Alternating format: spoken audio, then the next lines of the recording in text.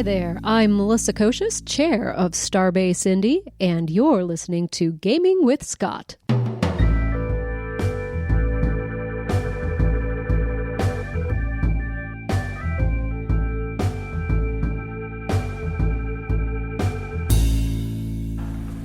We are in How to Host a Podcast. We're going to have several points for you and then a little bit of back and forth, some discussion, as it were, at the table.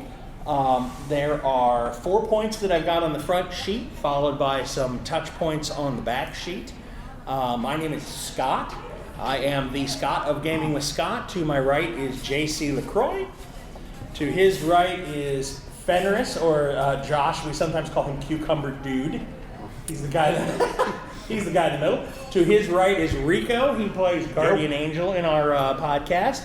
And on the far right, we have Scott Somerville, who actually does the game mastering for our Stargate SG-10 game. We are all on or have run Games for Gaming with Scott on the podcast, which hits its third year this February. We are about to drop episode number 100. So all told, it has been a fun run for us, and we've enjoyed putting together what we're putting together. If you have questions, feel free to raise your hand or give us a shout out. We are actually recording this as well, so it will go up in the later hours of this evening. But I wanted to touch on a couple of points on what it takes to run a podcast, things you might want to think about, and then items that you might want to anticipate or get a hold of before you just decide you're going to go spend hundreds, if not thousands of dollars, which we don't encourage to do right away. The first thing that I would recommend that you do is find out if you really, really want to do a podcast, record some of your own voice on one of these nifty little things that we all have in our pockets, or most of us have in our pockets. First thing you want to do is record what you're doing. That will be, you can, both Apple and Android and Windows phones have record apps. I use Record Forge, which has just been upgraded to Record Forge 2. It will let you set your phone in the middle of the table. It will use your mic that you normally talk into, and it'll record the entire table. It will give you a sound file that you can then take and you can use a piece of software to edit. Step number 2, after you record your voice, is to edit it. Generally, there will be noises. You will hear people come in and out of a room. You will hear a lawnmower 2 doors down. You will hear your significant other watching television in the other room. You'll get all kinds of nifty little sounds that you didn't know were going on because your brain filters them out. The mic picks them all up. We use Audacity because it is free. If you Google Audacity, there's the spot where you can download it for free. The Mac equivalent of that is GarageBand, which is also free. And it'll let you grab your sound files, edit them up, and everything will be good. Once you have a sound file, you need to put it somewhere so that people can download it. There are several free options that are out there, like SoundCloud, Podomatic. There are a bunch of different places where you can host your sound files and where you can keep them. This is where I would recommend you actually spend some money. Libsyn has a $5 a month podcast hosting site. It is very, very nice. The metrics are good, and it will let you send out your podcast notifications to Facebook and Twitter and SoundCloud and everywhere in the brother. It'll send it out to Stitcher, Podomatic, iTunes. It'll put it absolutely everywhere once you host it up on their site. This is the only one where I would recommend spending the $5 a month if you really decide you want to do this. If you've recorded your voice, if you've taken the time to edit it, and you've decided, hey, this is something fun that I really want to do, it's worth the $5 a month in my opinion. Now, any questions, comments from the panel about recording your voice or editing? Any thoughts around that before I jump into the controversial point number 4? Oh my gosh. Oh, we have lights. Let there be light. It's a beautiful thing. Thank you. Hey. Thank you. Good stuff. He's the man. There are people that recommend buying a mic. There are Yeti and Snowball mics out there. There are other, the Tascam and the Zoom H1 are both under $100. You can put them in the middle of the table and record everything. But if you really don't want to spend the cash, start with your phone. As we'll talk about here in about 5 or 10 minutes, we started out and our sound was really, really crappy, and we've gotten consistently better. So that's a good thing. Anything on points 1, 2, and 3 from the panel before we go forward? I mean, lots, really. You know, one of the things is psychologically we don't talk about it, but I think it's important to understand that when you first get into it, everyone does not like the sound of their own voice. Almost everyone. Yes. Almost. Everyone. Almost everyone. But no, it's a natural thing. You know, when we first started recording, we all kind of were like, we had a really hard time just relaxing and being ourselves from it. So, but it goes away. If you just keep at it, that's going to go away, and then you're going to find that you settle more into your own skin. Yeah, there is a little bit of initial anxiety when you start a podcast because you hear yourself talk every day. The people you love and hang out with hear you talk every day. But when you realize that you're putting your voice out there for the unknown masses to listen to, that's when you start to be a little hesitant about podcasting and if you will ever be comfortable podcasting, because you will get feedback from your listeners. That's going to happen. And it might not be good, and it might be really good. But the first thing you have to do is, after you record yourself, listen to yourself first before you send it out. You're going to do that when you edit, but you're going to have to cross that anxiety bridge of listening to your voice and knowing that other people, thousands of people, are going to hear you as well. That's one of the biggest things that I still deal with now, even though we've been doing this for almost 3 years, is the anxiety that I feel knowing that my voice is out there for a lot of people to listen to. And it's taking me almost 3 years. I'm still not over it, but some people may be better public speakers than I do, and will probably get over it a lot quicker than I do. To give you a little bit of background, we're coming up on 8,000 total downloads. We're anywhere between 800 and 1,000 a month. We've reached up to that peak, and so we're cresting 8 and about to hit 10,000 total downloads. And we've got, like I said, between 800 and 1,000 downloads a month. So our voices are being heard. Yeah. We are still large Indonesias. That would be Micronesia, Indonesia, and Tunisia. I don't know why. They love their Marvel. They love their Marvel. It's That's also what it is. for people procs. It's good stuff. It's good stuff. So knock till you rock it. Any comments before we go into number 4? Number 4 is monetize. How do I make money? I want to turn this into the Kevin Smith Show, or the Hardwick, or more. I want to do all. I want money, baby. I want to get paid. I want to, like Joe Rogan, man. I want to give me my check. My general advice is podcasting is not going to make you a bundle of money. It's just not. The majority of time you are going to pour money into it. You are going to pour your heart and soul into it, time and energy, and you are going to see little to no return. I'm not saying you're not going to see no return, but I am saying that it's likely you're not going to pull down $1,000 a week from your podcast, especially starting out. Now, I know JC disagrees with me. What do you got? Bring it to the table. On this one, I feel that you're wrong. Okay, excellent. Well, okay, so lots of people out there are making money. John Lee Dumas is making money with his Entrepreneur on Fire podcast. There's a whole series of business podcasts that are making money. Critical Hit, in more in our genre of RPG podcast, is making money. There's a couple others I just can't. And then there's all sorts of podcasts that are making money. The key is don't at first, because to be attractive to a lot of the programs out there, you have to have a couple hundred listeners at least under your belt for them to take you seriously. But once you get seriously, you can go to 99 Designs has a program, that an affiliate program where you record an ad and then play it, and then they pay you on a per download basis. There's affiliate programs that you can do your own commercials for and interject them into your show. Mm-hmm. For us, And we have a spot on the back of the page where you can take notes in case you're looking for a spot that you. Go ahead.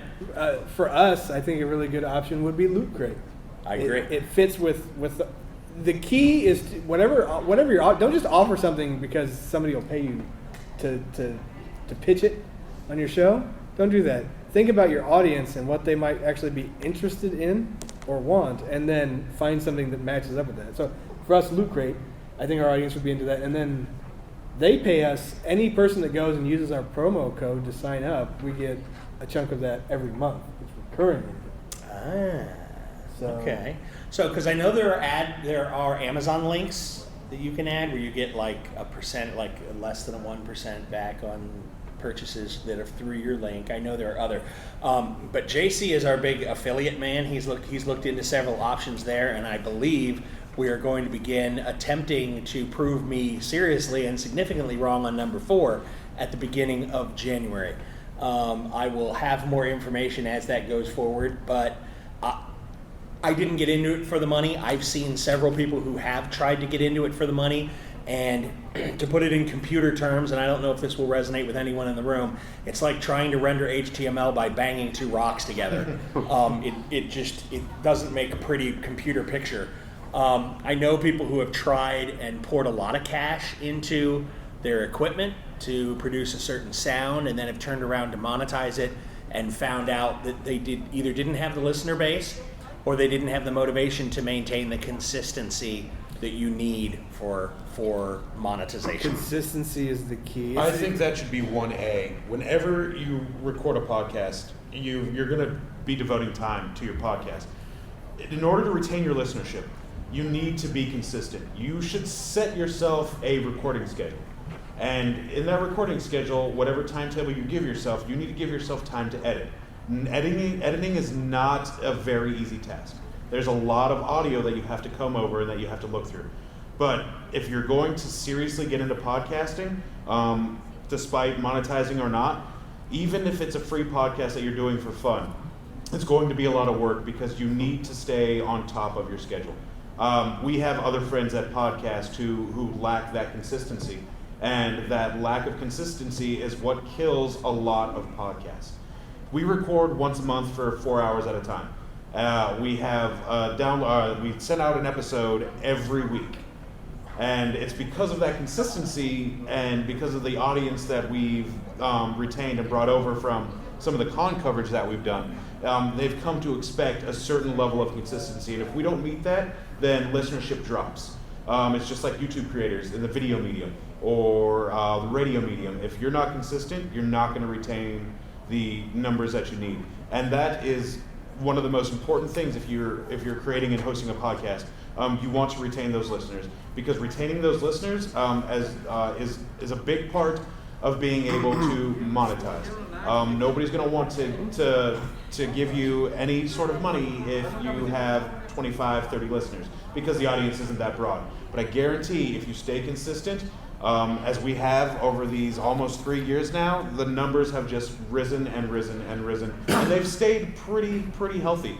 I think the first time we broke 1,000 was during Gen Con, and then we've, like Scott said, we've retained 800,000 listeners every month, and that is huge for a small little 5-man podcast. To be able to retain those listeners, it's because of consistency. I think everyone here will agree that point 1A should be consistency. You're going to work really, really hard at it if you want this to happen. Exactly. Agreed. And remember, to add to that, the thing that I think gets everybody is they say, well, I want to do an episode every week or whatever, and they're like, man, I don't want to sit down and record every week without, you got to remember, the audience doesn't know when you're recording. Yeah. So you can record for an 8-hour block, edit it for hour-long episodes, and then I've seen some show formats that are 20 minutes. Mm-hmm. I mean, you record once, you've got episodes for 4 months out of that. I mean, absolutely. So. And I will tell you this: there is a plan to approach advertisers and say, hey, we'll get you in on the ground floor, $200, get you 6 months of episodes, we'll put your ad up, we'll give you the spot, we'll get you some copy, we'll do the whole thing, which for advertising is dirt cheap ground floor. Advertisers would rather spend the $200 to get 25 to 50 listeners every single week than spend $200 to get 1,000 listeners once every sort of month and a half-ish, kind of. Consistency is king in podcasting. If you're going to do it, do it. But you've got to make sure, that's one of the recommendations that we have that we don't have written down here, is if you're going to put out a podcast, put several in the can first. I didn't start releasing Marvel until I had 16 episodes loaded up and edited, ready to go. So we had recorded 3 or 4 times before I even released the first one. So it was really, really good. And it's really easy to do. If you're recording something that you like, something that you're passionate about, you can sit there with your friends and just joke around and have a good time for 4 or 5 hours. Have a couple drinks, play a game, watch TV, do movie recaps or movie reviews. If it's something that you're passionate about and that you love, you can do that. And for 3-4 hours at a time, break an episode down to 1 hour, release it in 1 week. And I would jump on that bandwagon, and I would say, if you're going to do 1 hour segments, tell your co-hosts that are recording with you that very first time you record, so that you don't have what we in the business call the Rico flip out. Because we got done with episode number 1, and we were going to do 4 hours. And I said, and that'll do us tonight for Gaming with Scott. And the guy, 2 guys down, he's like, what? What is going on? I did not come down for just 1 hour's worth. I said, whoa, we're going to do 3 more than. Oh, all right. That happened. Make sure when you record and who you're recording with, make sure they know, because he didn't tell us in advance that we were doing 4 hours. I thought we were going in there to play a game, and when he said that was it, I thought that was it. So make sure you are open with your co-host or the people on your podcast that there might be an intermittent break like that, and not to freak out because it'll be okay. I did overreact really bad. Episode 1, game 1. Communication is key. Always take your meds. These are the 2 things that we need. 2 things that we need. So make sure you lay that out, because if you don't know that and the GM says, all right, that'll do us, you will have a Rico freakout. And it's still to this day the Rico freakout. So you will have a Josh or a Sally freakout moment. So expect it. It'll happen. So make sure you're upfront with them and let them know. Make sure that you have planned in advance how long you want to record, and that everybody knows how long you're going to be recording for. But it was podcast gold. Yeah, it was a fantastic moment. Oh, pro tip: if you're going to do interviews, because a lot of people don't think about this, if you're going to interview people, let them know ahead of time that they will have complete editorial control over the content. Always tell them that. Be explicit and make sure they know, because if it makes a difference with how they interact with you during the interview. Because if you don't say that, they will start filtering, and then they won't. They're sitting there trying to think about what they're saying before they say it, and it brings the quality of the interview way down. So if you tell them, I will give you editorial control over this before it goes out, they relax and they start to just kind of shoot from the cuff, and that's how you get good stuff. Yeah. Unscripted. I like scripted dialogue in that it gives you, I've got the same opening, I've got the same exit, I've got the same thing in the middle when we're doing a break or we need a pause. That should all be scripted dialogue. After that, get off the rails. Let it go where it goes, and recognize that you can edit anything that I can say. I can yell and scream, and then I can go, yeah, we're going to cut that out. It was 10 seconds of, don't worry about that. One of the fun things that we do here at Gaming with Scott is we do a segment we call Behind the Mask. It's what we do before, after, or even sometimes mid during the game, where the game just goes off the rails and we have to step back and just be JC, Josh, Scott, Enrico, and Scott. Where you can talk about whatever you want to do, because like Scott said, you can edit anything that you put out there. Bear down. So it's okay to go off the rails, because you do have complete editorial control. And you could even offer that content as premium content to like Patreon backers or something like that, if you decide to go a Patreon way, where people subscribe, and based on how much they subscribe, you give them a little bonus. It's something that we've kicked around the office a little bit. But yeah, do have a lot of fun with it. You do not have to stay rigidly within the content that you're trying to produce, because Scott is an editing genius, and he can put anything we say in any part of the podcast. It's fantastic. Well, okay, I'm not an editing genius, but I'm better than most of the people sitting up here, so. No, he's better than me. I've never edited anything once. And there it is. So, I want to take a moment and pause. Are there any questions from the audience? Yes, ma'am. I'm more coming from the radio aspect, and so I have some podcast questions. Sure. You've already answered about length. I can do any length I want. Uh-huh. How many, in a 1 hour podcast, how many different segments would you have, topics? Well, can I make a comment?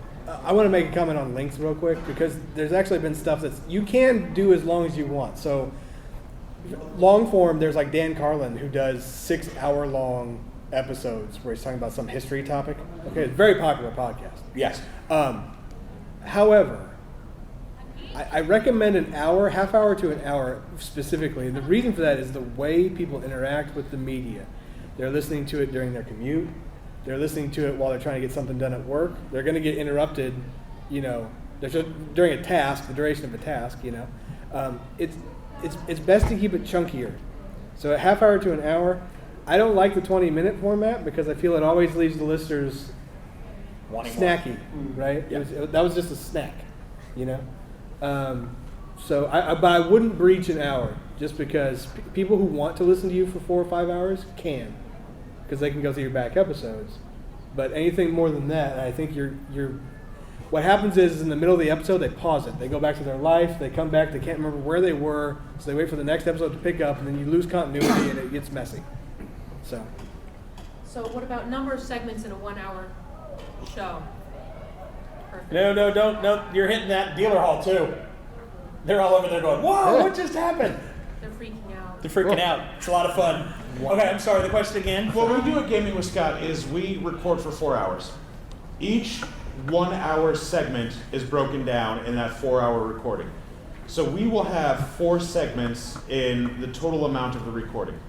If you want to break your hour down into multiple segments, you're going to have to provide yourself with enough content to fill that up. I was on a, some would say, pod. It's a friend of ours, his podcast, shout out to Matt. In 1 hour, we would go through 4 15-minute segments because they were light, they were non-contiguous, they were easy to follow. And that's the type of podcast he runs. It's a good time, there's drinks involved, and we just talk about what's going on in the world. So that works for him and his listenership. What I would recommend is you're going to have to play with that to find out what your audience takes the most interest in and what a good chunk for them is. But if you want to do maybe 1 half-hour segment, 3 20-minute segments, even though JC said 20 minutes is too short, but that may work best for your audience. You just have to find what you're most comfortable with and set yourself a timetable for each topic that you want to discuss. That would be my advice. And set it up like a term paper. In today's hour-long episodes, we're going to have this topic, that topic, the other topic. So let's get into topic number 1, and then we're going to go. That's the thing, dealing with it in sort of a radio type format. I was in radio myself. We're dealing with 1 hour long episodes, so it's a case of a quick intro plus, okay, and this is where we find the story so far. Very brief, then getting into the meat of it, and then ideally leaving the listener with a plot hook or a cliffhanger to come back to, because they're not going to hear you again for a week.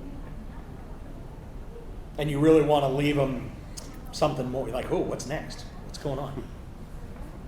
Especially if you've got the binge listener who is in the middle of your show and you leave them on that upswing and they can't wait to just jam the next button fast as they can to get the next episode in their ear. That's always a good feeling. Other questions? Oh, yeah. So let's say I play some recorded music. What about the rights? 20 seconds or less. Yes. Go ahead. No, you got it. I already looked at you. Got it. Yeah. If it's under 20 seconds, you don't have to. We don't know nothing about that music. I don't have to pay you. I don't need to know you. I don't even need to say who it was that was singing it. I like to go to places like purpleplanet.com. I like to go to the royalty-free sites and find some really interesting music that helps me on my side. And then I don't need to credit it. It's royalty-free. And I can get more than 20 seconds. If it's somebody else's work, 19 seconds, and they will find you with a letter. Thought I'd let you share that. I thought I'd share that one with you. You're like, well, that's not 20 seconds. Well, it's close enough.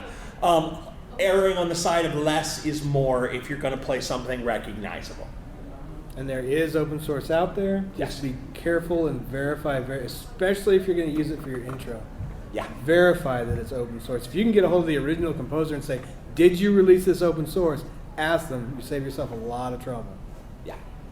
because you then have to go strip that out of every episode to avoid legal action, and it's not pretty. It's less than that. Okay, I think this is a question for Scott. Sorry, I'm just asking questions. Pretend this is a huge audience of people. Okay. Yep. It is a huge audience of people. Shh.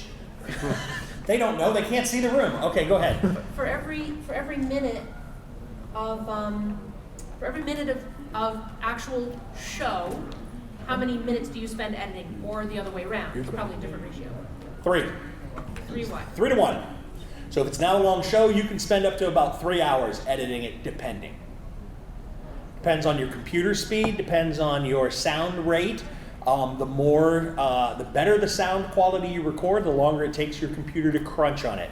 If you're a noob, you'll come in about 3.5 hours because you want to play, you'll want to time dilate. You're like, I can fade in and fade out, and I can but I have decided to completely wipe all of my curse words with cartoon sounds, the anvils, the slide whistles, all of the Bugs Bunny noises of when things are going wild, so that when my co-hosts here, Mostly because of you, buddy.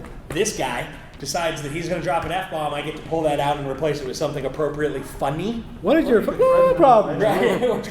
Problem. Yeah, exactly. Or you could threaten them with Vegemite. Right, or I could threaten them with Vegemite, as we did here in the middle. You can tell who had that spoonful. You can get that down to about 1.5 to 1 if you use chains, which are commands in Audacity, and there's an equivalent in GarageBand. I bring in a file, it automatically compresses it, it automatically amps it down to within our rates, it automatically adds on an intro and an outro, depending on the segment I've got them set up to do automated tasks that I click go and come back 45 minutes and it's ready for me to start listening to pull out content. Okay, I come from actually a tradition of live radio, and I'm wondering, why do you have to process this thing? Why don't we just, okay, timer's on, let's go, and then that's our podcast. Okay, 2 reasons generally, okay? First reason is, there's a type of podcasting that does that. That says, we're going to give you what we give you, that's what you get, and you go from there. It's a very simple way to do it. It's a very nice, depending on what the topic and the content is, that can work masterfully. As we're running down here, we've got a little bit of echo in this room. I don't know if you can hear it. I can hear it. It's coming from that corner. Plus, we've got some kids that ran back and forth on the outside here. I kind of want to try to pull a little bit of that out. Now, I'm going to open this up and say, hey, we're recording live at con. You get what you get, and we're going to put it together and we're going to throw it out. For things that I'm doing on the studio mics, and we'll pull a mic or two out and some cables and some things and let you take a look at that a little bit later in the presentation. I've got some of the high-end cardioid condenser mics that are I only want to pick up what's in this space right here. I don't want to get traffic noises. I don't want to get the neighbor's dog. I want to make sure all of that's out. So the equipment that I have does 90% of that. I then listen for other things that I know somebody has grabbed the mic and started screaming obscenities when their character was almost killed. Somebody was opening a bag of chips with that crinkle thing. It sounded like a forest fire. Guilty. Things that I want to try to smooth out, but those are for me. Other thoughts on editing? You can't just grab it and go. Here's my intro, here's my outro, you get what you get. My recommendations, as I've already listed here, try to keep it PG-13. You'll double your audience, you'll double your listenership. Not that I'm against profanity. I couldn't give 2 shits what adults say and whether they say it or not. Notice, ha-ha! I now have profanity. I'm not going to edit that one. That's not going to happen. However, PG-13 is technically 1 F-bomb per. Not that anyone counts those. Yeah, that belongs to me. Taking all of them. Those are mine. From there, the problem that we have, and here's why I say this: driving down the road, I'm in the driver's seat, my wife's in the passenger seat, my 2 kids are in the back, we're listening to the podcast. They're like, well, look at that, and my wife looks at me. I didn't know it was coming, and she looks at me and is like, in front of the children, and I'm like, I didn't know. It's not my podcast. I didn't know. So what I do is I try to pull all of the F-bombs out, and we keep other obscenities to a relative minimum, because your audience is your audience, and if it's in their headphones, that's great. If it's in a shared space or on a speaker with other, all of a sudden it's like, well, I can't listen to that podcast because they're just cursing like sailors. And we get you get certain demographics. I'm not saying old people, but I know people have said that in the past, not me, but you get that as well. So you can just, to go back to your original question, slap an intro and an outro, done. You will find it will nag at you as you get more and more. You're like, well, I just want to see if I can't get rid of that. Just this little bit. We're going to comb its hair. We're going to try to make it look pretty. And the more you get sucked into that rabbit hole, the deeper it can go. I've made it a little bit of an art form. And I've got these guys mostly trained that we get in, we get out, and we're done. And we're getting to the point. Now, mind you, it took almost 3 years for us to get here. In, out, done. And I have a minimal amount of editing to do now, which makes me very, very happy. And I keep track of, minute 53, big circle, got to get rid of that. I still do whatever I want with the toilet seat, thank you. You do, it's very good. Other questions? What about station identification? Again, going back to radio, every X number of minutes we had to say, you're listening to. On a podcast, you don't need to do that. There is none of that. Even if it's station identification, you need not identify yourself at all. Thankfully, you could, this is very, very rare, you could just go into your thing and exit and go out and not even mention the name of your podcast. I tend to mention it every time I go in. It's good evening, ladies and gentlemen, and welcome to Gaming with Scott. We're here with JC. Say it. Yo. Josh. Howdy. Rika. Yo. And Scott. The other one. The other one, exactly. And then we go and we do our things. And then at the very end, I say, and thank you very much, ladies and gentlemen. And as always, you'll hear from us real soon. Bye. Bye. And that's my intro and outro.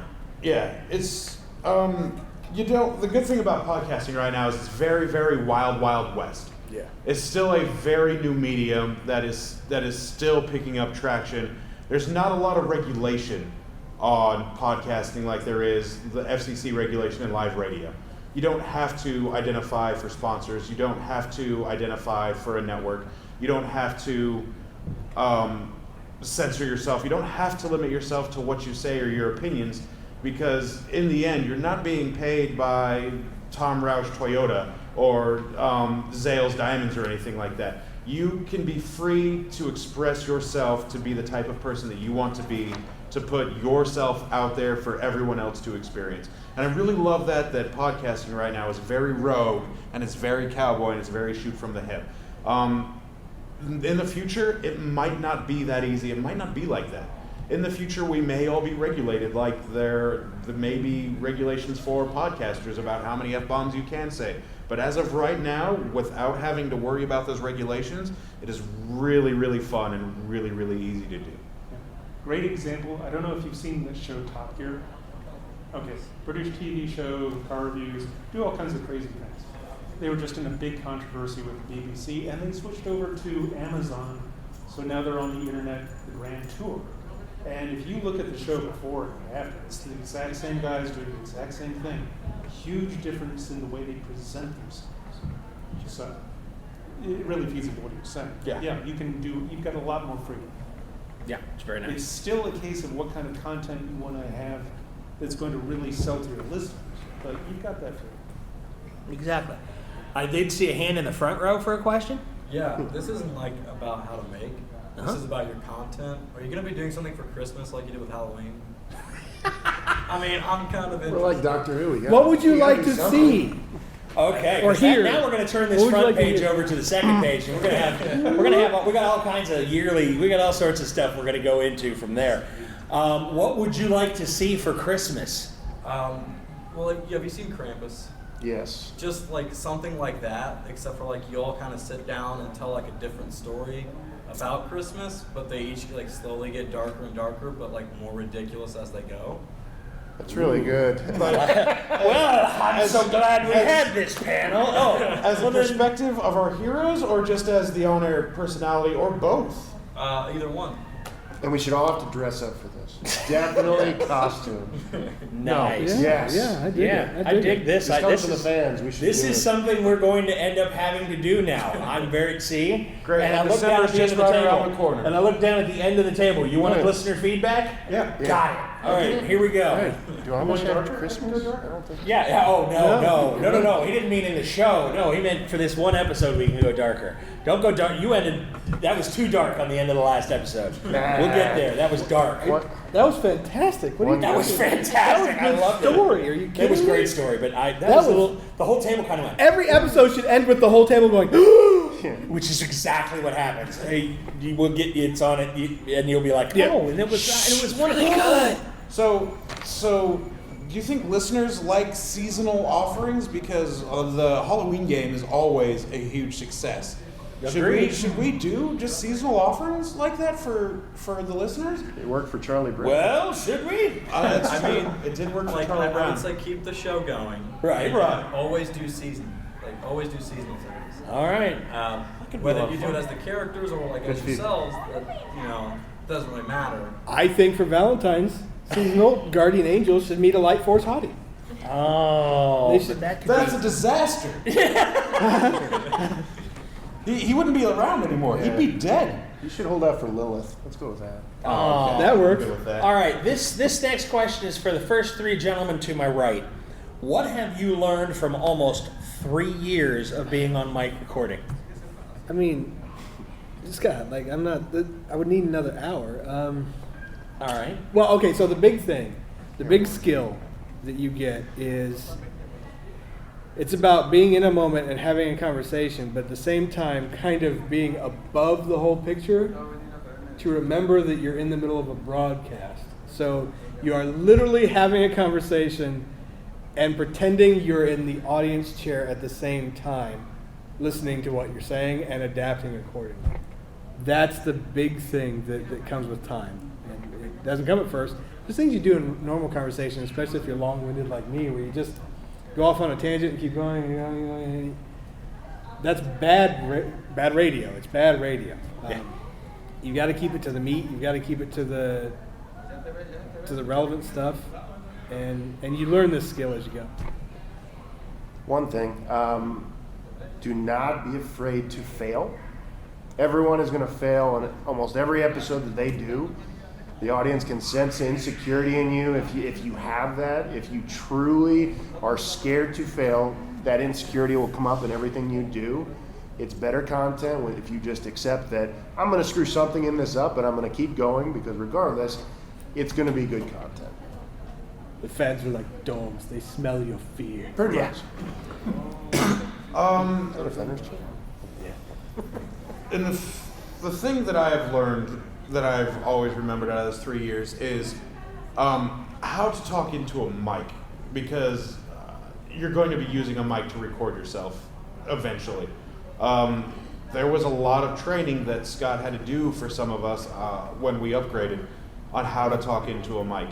Also, remember everything that you do.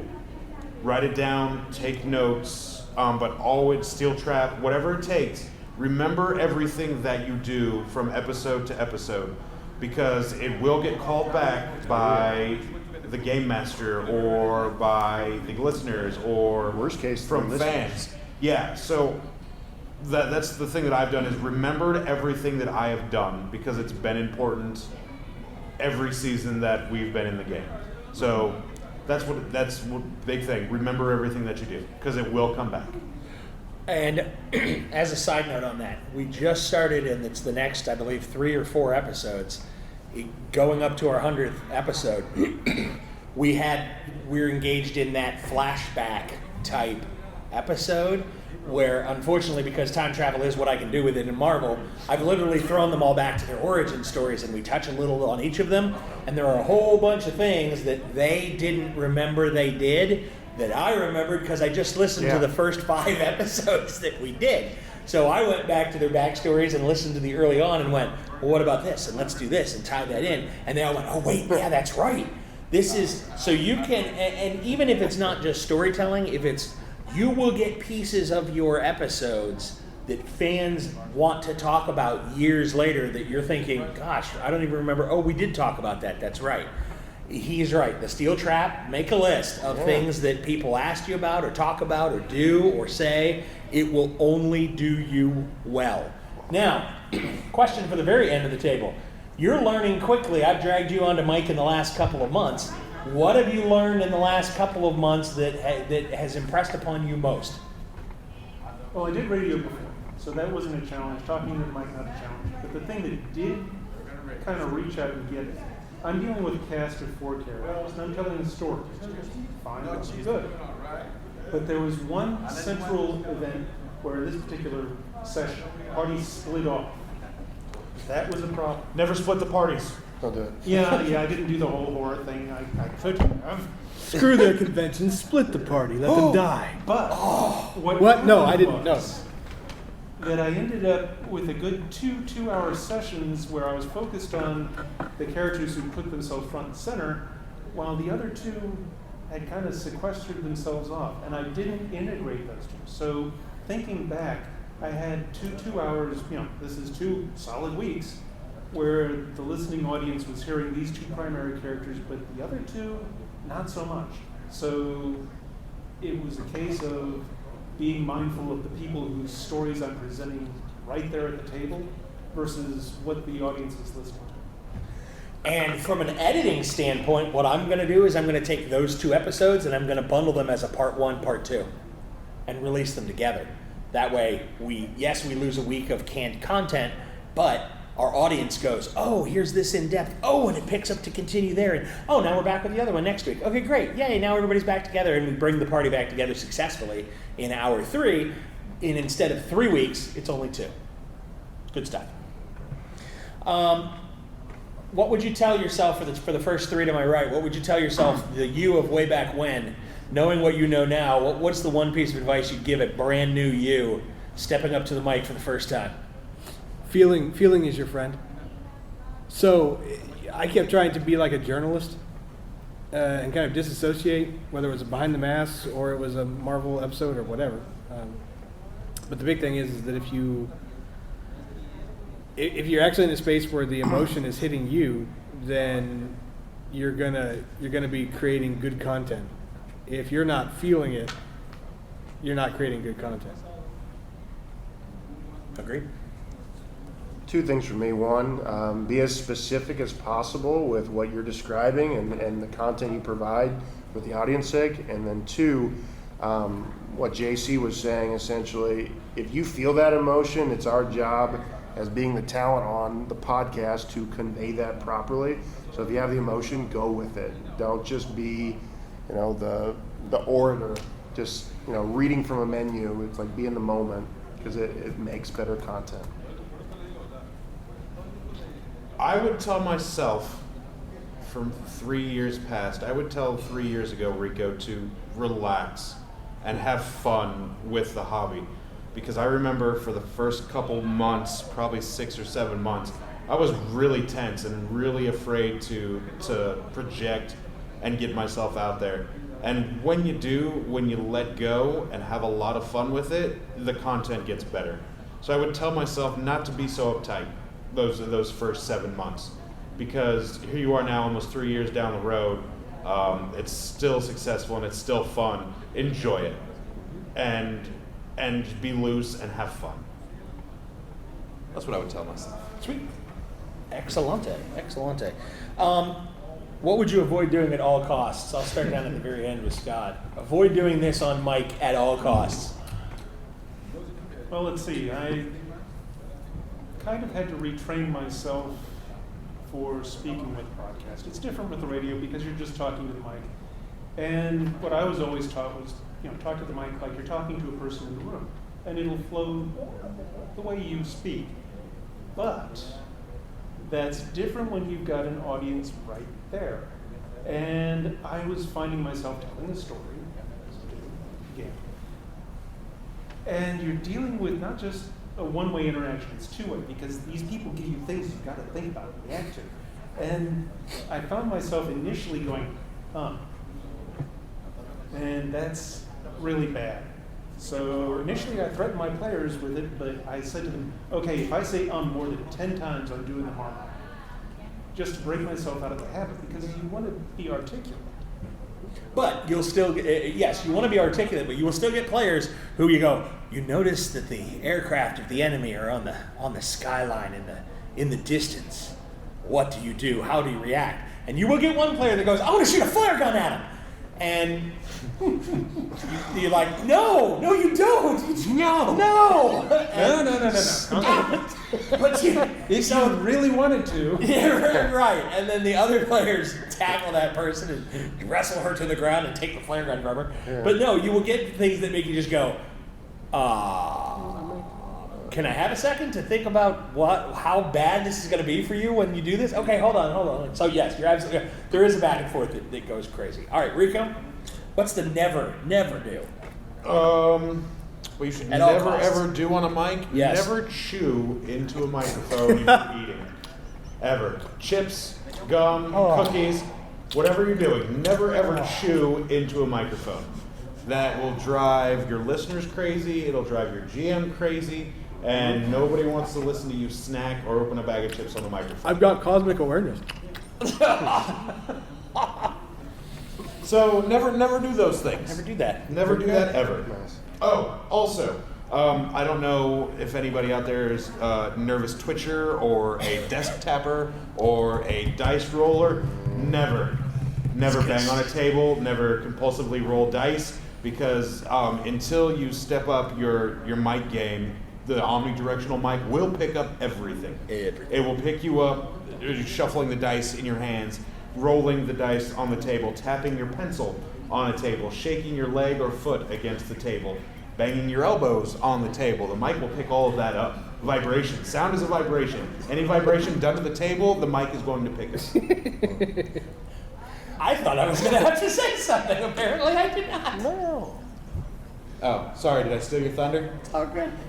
Oh, all right. I know that's one of Scott's big pet peeves, but I've been gaming with him for 3 years now, so I know exactly what you avoid doing at all costs. True statement. Nice. Well, I guess this was the were you listening at home? Yeah. You got one? You got one, Josh? Mine's more abstract. Don't be set in your ways on the mic, meaning that you have to be open-minded, going with the flow, adjust and modify. If you're set in your ways with everything you do, it's not really good for content, it's not really good for audience. So being willing to adjust and modify regardless of what it is will help you along the way. So. You should never genuinely threaten homicide near microphones. You just shouldn't do that. No. Is that your answer because we've taken up all the good stuff? Right. Put on a list after that. I would have to say the biggest thing is don't ever waste time talking about or telling the audience things they already know. That's good. That's how they drop faster than anything. Never tell the audience what they already know. One thing you should never ever do: have an open conflict with another player with a live mic. That's what I was alluding to. Thank you for that. Yeah. So when one of your players looks at you and goes, turn off the mic. Okay, I'll stop recording right now. Yeah. By the way, when they tell you to do that, lean forward, act like you're touching a button. Don't do that. Leave that mic running. That's Yeah. great radio right there. Then you have Thunderdome, and Then you have Thunderdome, and there it is. Never use pronouns on the. Well, you two go over here, and you go over there. They can't see who you're pointing at. Who runs gaming with Scott? Pronouns are not the best thing in the world. I would recommend not using them. That's what he said. All right. So the last one that I had before we break down for our final round of questions and possibly equipment look at, if you guys want to poke around some equipment, I don't know if you do or you don't. Talk to me about ears. Are they a good thing? Are they worth it? Is it something to invest in? I'm a gamer, a video gamer. I play a lot of video games.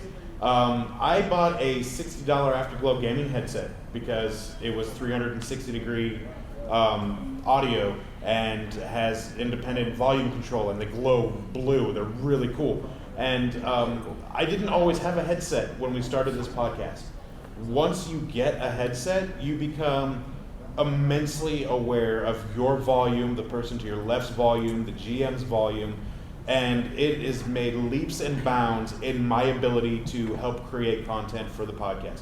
Once you can hear yourself on that level, that exactly how everyone else is hearing you, you begin to adjust your speech patterns accordingly. You begin to adjust your tempo because you don't want to sound monotonous. You don't want to sound like you're reading a script. But sometimes you'll be narcissistic like me and just love the sound of your voice and want to talk over everybody else all of the time, which I am guilty of. Every day. Yeah. So, but yeah, that's fantastic when you can hear, because we play in a room where there's space between all of us, obviously, because there's all the equipment in the way.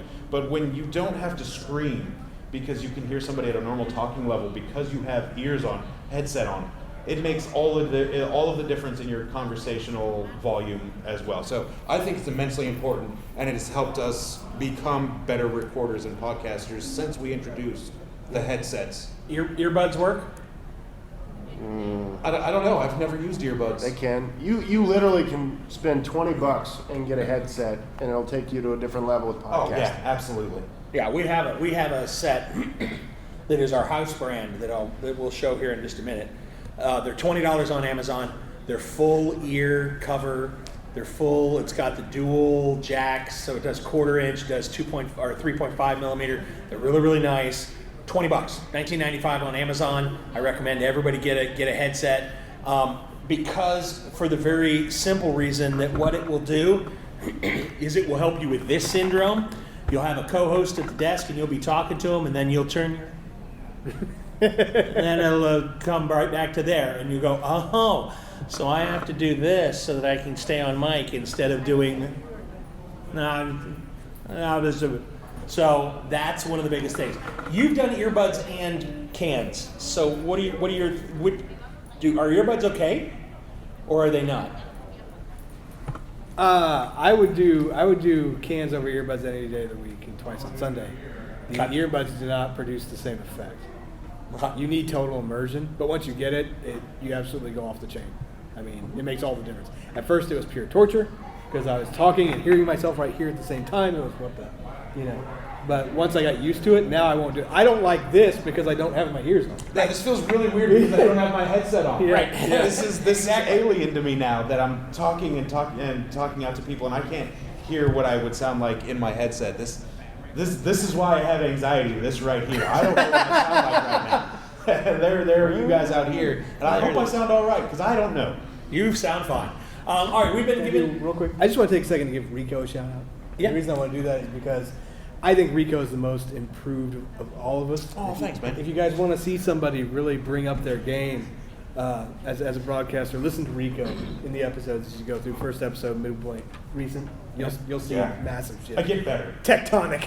I get better. He does. All right, we've been given the wrap it up signal. Are there any questions before we go? Any last minute questions? Can Yes, you show me ma'am. the headset? What kind of headset do you like? Yeah, we'll be happy to show you all of the We've equipment. got the box in here. We'll give you the brand name and the whole thing, and we'll let you look it up on Amazon. I've got it recommended that we do. We've got it right over here. Won't be hard to do. We got 5 minutes left. We can show off equipment and answer questions about it. All right, thank you very much, ladies and gentlemen, for coming out to How to Host a Podcast with Gaming with Scott. And as always, you'll hear from us real soon. Bye. Bye-bye. Yay.